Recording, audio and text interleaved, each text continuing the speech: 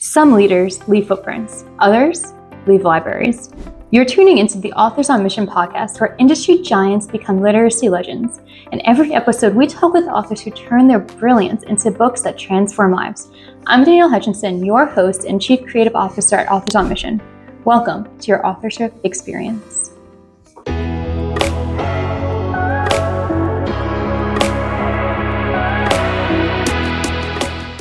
Welcome, listeners, to the Authors on Mission podcast, the podcast that takes you behind the scenes with today's most innovative and most influential writers.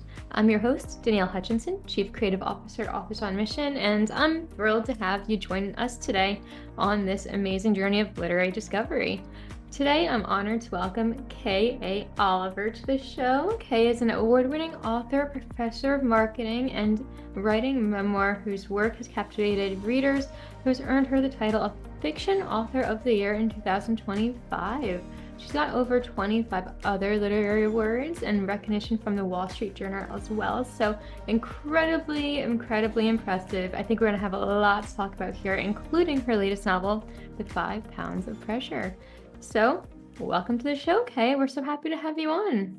Thank you. It's an honor to be here. Thank you for the invite. Of course. Again, with your experience and your background, I just think you have a lot that you can offer our listeners in terms of writing guidance and then also just inspiration from your books themselves. So, I always like to start off a little bit of, some more background about you, what got you into writing in the first place, and, the whole nine there. Absolutely. I am definitely a storyteller at heart. And I entered contests when I was much younger and was winning these writing contests and speech contests. And I thought, this is something I really enjoy doing. And from there, when I went to go get a degree, I decided in radio, TV, film, that is a different format of storytelling, but storytelling just the same. And I ended up working in Hollywood for around 3 decades, helping to make movies and edit and write screenplays. I produced and wrote and directed a couple of my own shorts that got some recognition, and I just absolutely love writing. I decided to take the leap when my screenplays were said to be very good. However, they were strong leading women, and then they weren't quote unquote marketable. So I decided, I'm going to then try writing books and novels. I'll take those screenplays and convert them. And my first book won 4 awards, so I knew I was on the right track. So that's how I got into writing the novels, which is easier than writing a screenplay because you can just right away, to keep writing without having to shift the screenplay part. So I really enjoy it even more. Awesome. Yeah, you've had a lot of experience in many different areas in that way. And, now you're also not just a successful author, but also a professor of marketing, mentor, as I saw. So, what motivates you to just take on so many roles in that way? And what do you find most rewarding about, all of this in terms of guiding others and helping them in addition to your work? I love breaking through ceilings.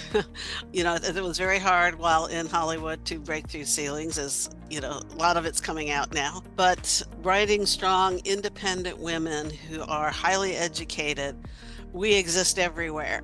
And us women want to know about other women like this in that position. And so I just felt that I had total creative control over my books. And those were the women I wanted to write about as main characters, because all the women I know are professional and highly educated and smart. And, we don't trip every time a monster's chasing us, the stereotypes. And that's what got me into wanting to do this and help others along the way. I love that. And, I talk to a lot of authors and, they're all amazing. They have amazing stories, but it's rare to find somebody who not only is so successful, but is, sharing that wisdom with others, just like openly. I mean, we have that podcast here for that too, but like yours takes a whole new level to it. So that's really amazing to know. It kind of just adds another layer to it all. Yes, I believe that women need to be advocates for other women. Men have done that for years, and it's smart. I don't blame them, but we women need to also support other women. And I also support writers. You know, my writing tips are not just for women, but, you know, I just really enjoy empowering and giving them strength. And, you know, I took some hits along the road for equality, and knew that I would, but I did it anyway because I want the people behind me to have an easier time at it. Right, of course. And there's always going to be those struggles and those obstacles. But I'm sure you also learned lessons from those as well. And perhaps it even helped to have an impact on your writing journey and because of everything you've been through. Would that be correct? Absolutely. Absolutely. Because sometimes I'll throw something into a book that I experienced and, you know, make sure that these women handle it in a, you know, Right. professional manner. So, yeah. I'm a little bit curious. Can you share maybe a specific example if you're comfortable with that? Just kind of. Well, one example was when I was working at a studio. Mhm. The guy who sat next to me got $20,000 more a year than I did, and we were in a union, so that wasn't supposed to be happening even, right? This union, Yeah. everybody's supposed to get. And when I presented that, of course, their first response was, well, we just won't give him any more raises until you catch up with him. And I'm like, you know how many years? Yeah. Yeah. And I said, well, also, that's illegal in the state of California to do that. And their big thing was, how did you find out? We want to know how you found out. That was the big, you know, and I'm like, well, he told me. He assumed I was getting the same pay he was. So, but they were trying to make that the big issue instead of paying me. That sounds just so childish. Excuse me for, being just blunt about it, but kind of like, oh, like, Mom, I broke this lamp. How did you find out it was me? But not like, actually mad, remorseful or trying to correct the situation. Oh, So, they were not remorseful. so this Yeah. was translated into some of your works, I suppose, and in one way or another, based on just what you've learned from that. I would assume. Absolutely. I was fortunate enough to have a male supervisor of part of my career who was willing to help teach me how to approach topics, how to present issues, you know.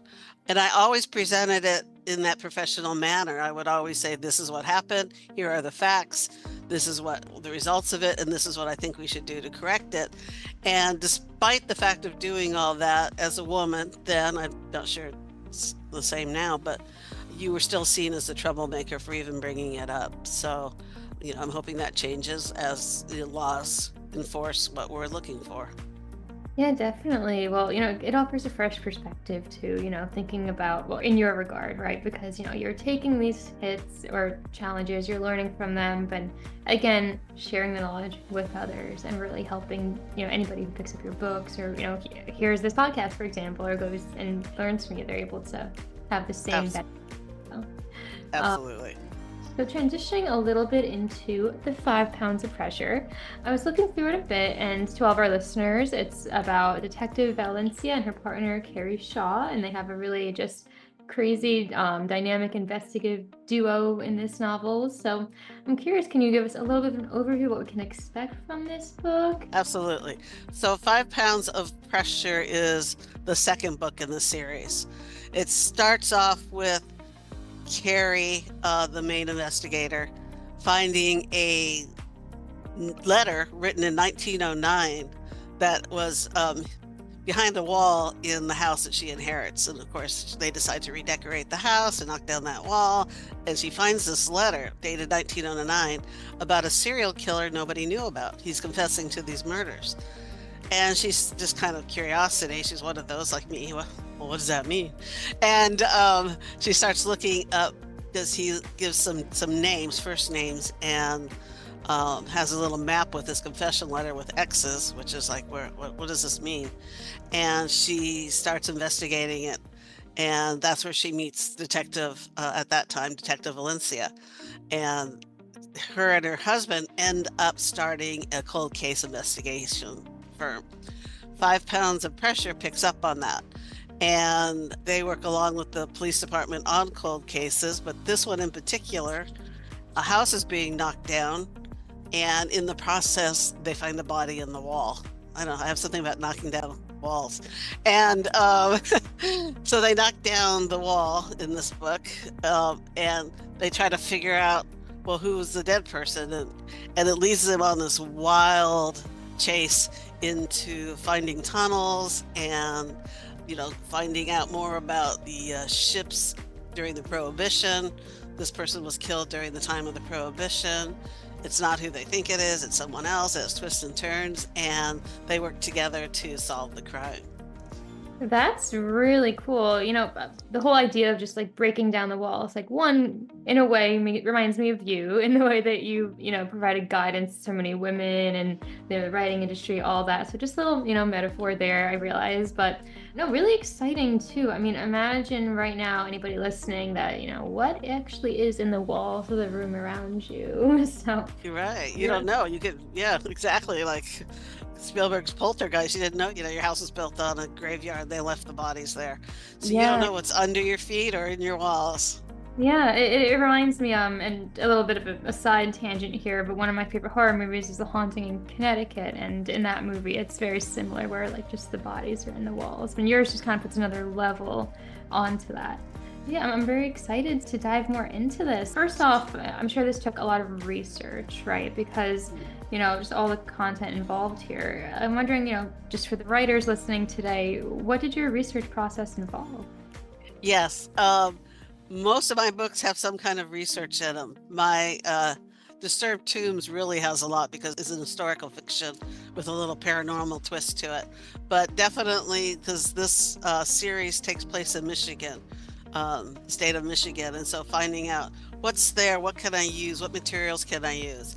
I also had to find out, about the Prohibition, what happened there. Oh, there were ships sunk in the Great Lakes. We normally don't think of the Great Lakes as having ships that sunk or purposely sunk, and they live by, well, anybody who lives in Michigan lives by a Great Lake. So so doing that research was awesome, and then finding out about what kind of gangs or religious orders or whatever that has caused issues in the past, and could it still be alive today from the heirs that have carried on the traditions. So I love research. People tell me that when they read my books, they always go, oh my God, I'm learning facts about something I knew nothing about. And I sprinkle my books quite often with history within the book somewhere, somehow. Yeah, well, first off, it's the best way to create a world in your books, right? Just by making sure that everything makes sense, that it's accurate as it could be, because you don't want to lose a reader by like mistakenly saying something that is incorrect. Exactly. Yeah, even for like, creative purposes, it's something that might just make them close the book. So it's great that you put such importance on that. So there's also a lot of different time periods and locations in this book too. I saw that we were going from like Venezuela to Colombia to Detroit. So what in particular drew you to these settings? How were you inspired to include those? How do they enhance the plot? Well, the Venezuela and Colombia is the next book, called, from the Dr. Callie Worthy series, is A Powerful Disturbance. And there I need to find people who have been exhumed at one point or another. I know, you have to read the book to figure that out. Because actually, I wrote that book, my first book, because I wondered why we, bring up every single mummy we find, in Egypt and Sudan, but our graveyards are sacred. And so I explore that and answer that question in the first book. And then, going to Colombia, I had to research, what kind of historical people have been exhumed, what kind of people. And then I found two people who are enemies, and their fight goes beyond the death of both of them. So it's a spiritual battle that Dr. Callie Worthy has to help calm down, for lack of a better term. But when I do find something and I think, how can I incorporate that into the story? I love twists and turns. I probably picked that up from my old boss in his storytelling, but I just love that you're reading along and you have no big idea that that's going to happen. I might mention something in a sentence in chapter 1 or 2, and then I don't mention it again until number 5, where you're like, oh my God, remember that? And then you go, oh yeah, so but it just sounds like a regular line that you're reading, and I like doing that. Yeah, yeah, definitely. And I think it's cool that you are able to kind of weave that in throughout different parts of the book too. I guess that kind of adds to the suspense that is just a key element in these books, in the whole series, from what I understand. For all the writers out there who are also, trying to make suspense novels and grappling with how to make that play out well. What kind of advice can you offer, and do you have any like techniques that you've learned over the years to keep readers like at the edge of their seats? Well, like I said, I don't do a lot of foreshadowing. Some people say you need to foreshadow, and I'm like, Not really. You can lightly foreshadow, right? Sprinkle something in there. And my readers that follow me say it gets to the point where they're not reading my books very intently because they're not quite sure what the foreshadow is. And, they're like, well, it could be that, it could, and they start wondering as they're reading, which is exactly what I want them to do because that's what we do in life. And what I do like to do is know that when you're writing, right, when you're writing your first draft, don't really worry about everything. In fact, you might be writing along and go, wait, maybe we should turn this way, right? When Uh-huh. your own novel comes alive to you, turn this way. You can always go back and put that little foreshadow in the story. You don't have to, in my opinion.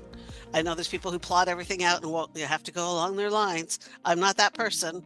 Um, and you can go back and change it. And you need to know that your novel is made in the edit stages, not in your first drafts at all. Your first drafts are technically almost a skeleton of what your novel will probably turn out to be if you are doing it correctly. If you're not worrying, a lot of people get hung up on being perfect to start off with, and that slows them down or stops them.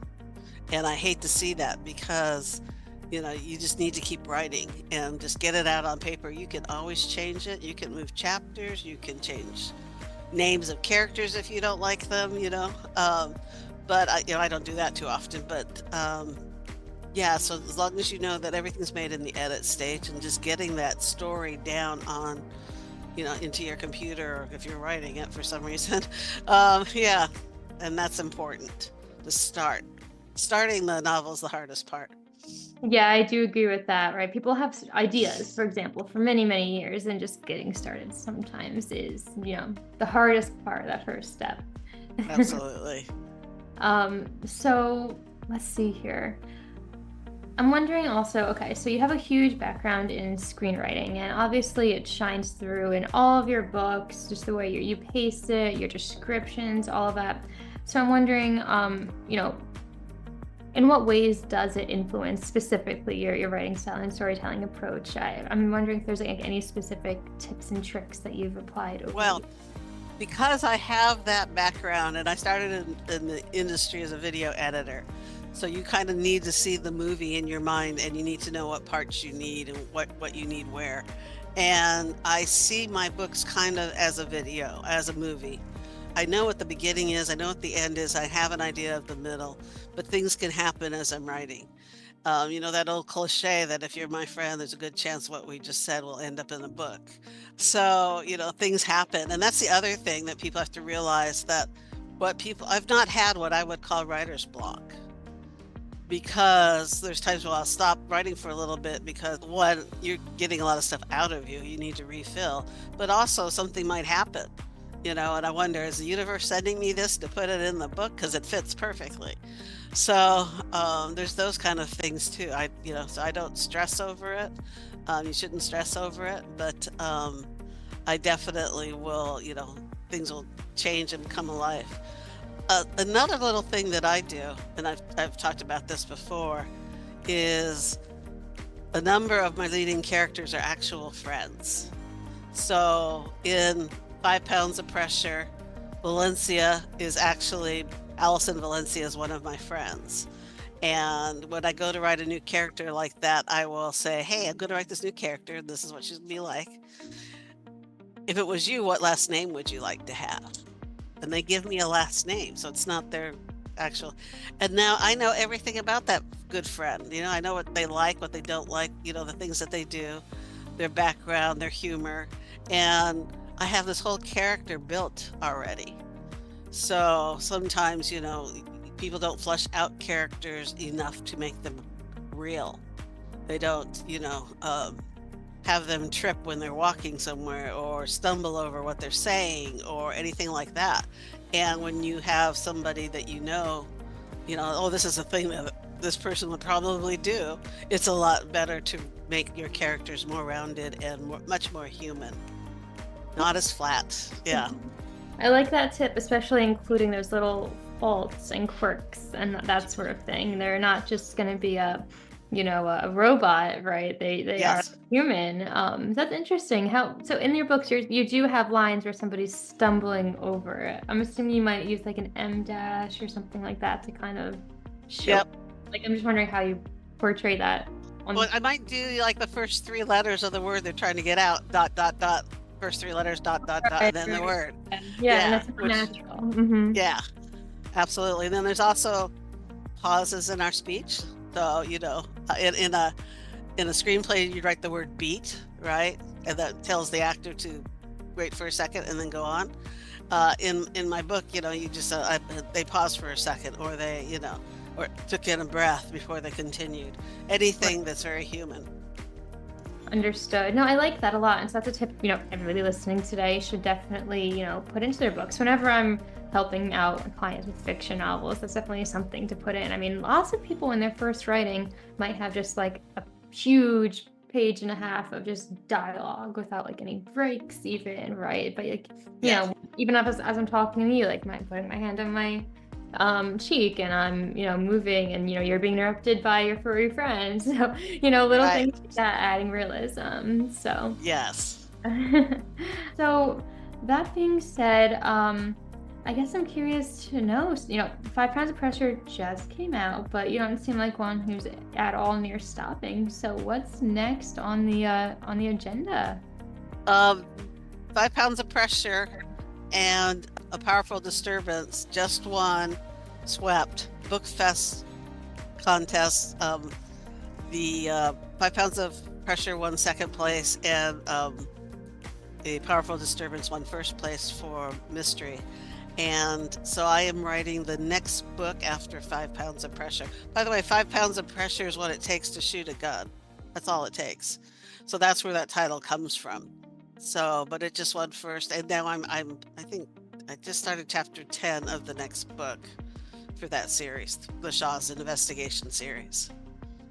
Understood. I love that. It was really exciting to find out too. So, if people want to stay in touch and learn a little bit more, where can they find you at? And also, where can they reach out to you if they're inspired and want to learn a little bit more about these? Sure, absolutely. My website, which is my name, Kaya Oliver, so kaoliver.com. I have on there absolutely free, meaning that you don't even have to give me your email. Absolutely free writer's tips, from how to start, how to build characters, how to do twists, when to end a book, finding a good editor, to making great covers, all of that, and how important all that is. Even copywriting, and I do touch on AI. So, AI, in my opinion, is not good for fiction because it's still there's nothing human about it. Mm. So, but for ideas and helping maybe form a sentence or something like that, it's wonderful. So I don't want people to shy away from it, because I know some people are very anti-AI, and I understand that. But those writing tips are in there, so that would be kaoliver.com/blog, and all of my tips are there. There's probably about 30 writing tips there for everybody to read. Well, Help yourself. I think that's really amazing. A couple things to say about that is, one, it's always great, anybody listening today, to have resources like that. It's almost like a lead magnet, getting people to learn more about you and your tips, but you're helping them too, right? Getting them more interested in who you are and your expertise. And that being said, it did seem like you had a lot to say with the AI thing. I wondered if do you want to spend another minute and just chat a little bit more about that? It sounds like something you've been dabbling in a little bit. And you're saying that it's not something that's ever going to be part of the fiction world, is what you think, right? Oh, AI? Yeah. Who knows what the future brings? Yeah, right.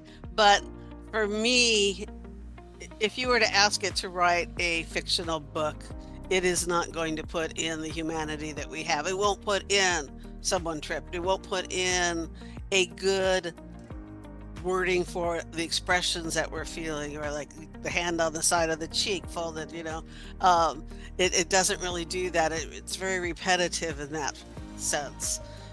Using the same thing over and over, and it doesn't feel human. You want a how-to do book, sure, AI, black, white, that's not, then I check it anyway because it makes stuff up. But for fiction writing, for maybe ideas, for maybe a name of a character you want, Yeah. give me, 10 different names of this kind of character so that, it's totally fictional. Those kind of things that really can help you. Yeah, definitely. It's interesting because you're right. I mean, if you ask AI to write a book, I mean, I work with a lot of clients, so I've ghostwritten for them, I've edited for them, and there's so many times when I've had somebody come to me saying, I had somebody else write my book. It's clearly AI, and I read it and I'm like, this is also random, like it just throws in things that don't make sense. It's referencing things that didn't even happen yet in the book, throwing in random names and characters. So I Yeah. see what you mean by that. It can be a tool used to help with, idea generation, outlining maybe.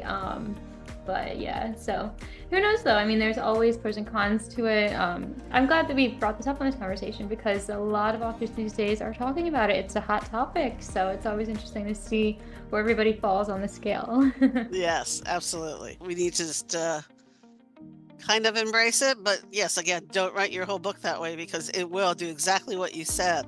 It will throw in names or mix up your characters that, those kind of things, and then if you don't catch it, it gets very confusing.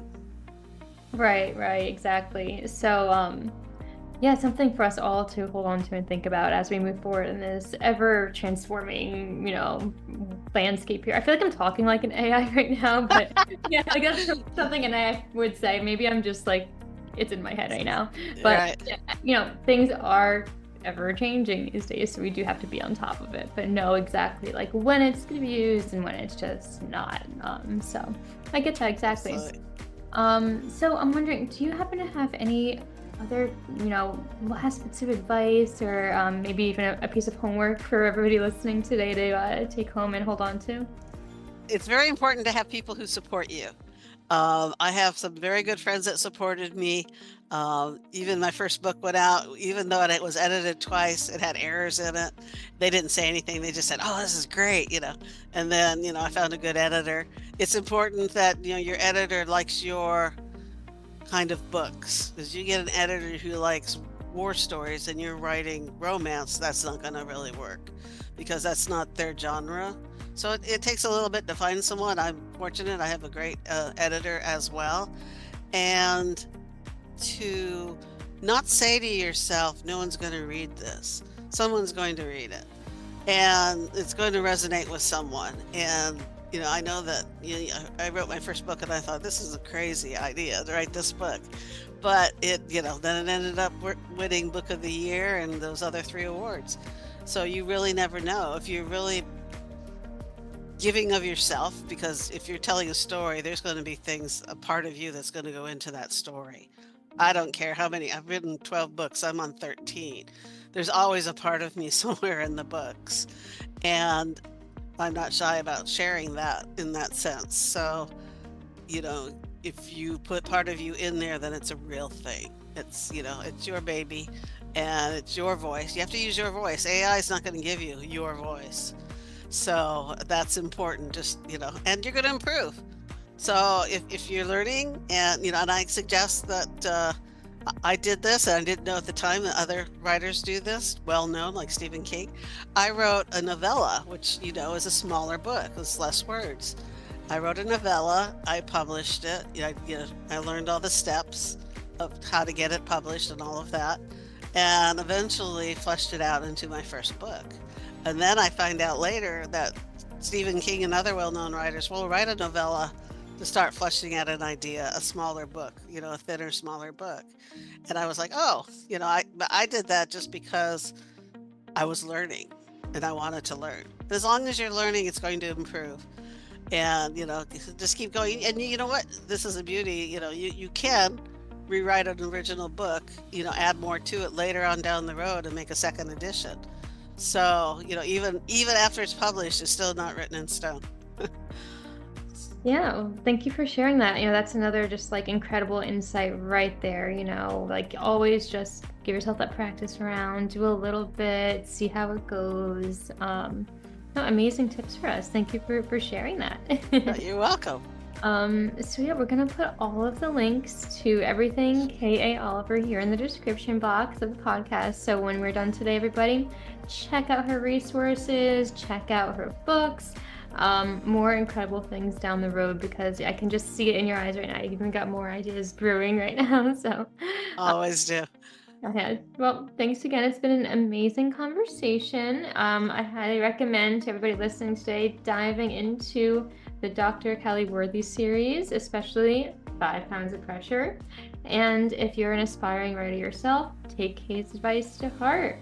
Overall, embrace the challenges, stay curious, never stop honing your craft. With the perseverance and a love for storytelling, you too can turn your dreams into reality, just like Kay Oliver did. So thanks again. Really appreciate you coming on. Thank you very much. I've enjoyed it. Appreciate it. Yeah, and to everybody listening, until next time, keep reading, keep writing, and keep chasing your literary dreams. See you next time. This is Danielle Hutchinson reminding you that somewhere, someone needs the book that only you can write. Visit authorsonmission.com to start your legacy. Until next time, keep leading, keep inspiring, and keep thinking in chapters. Have a great day.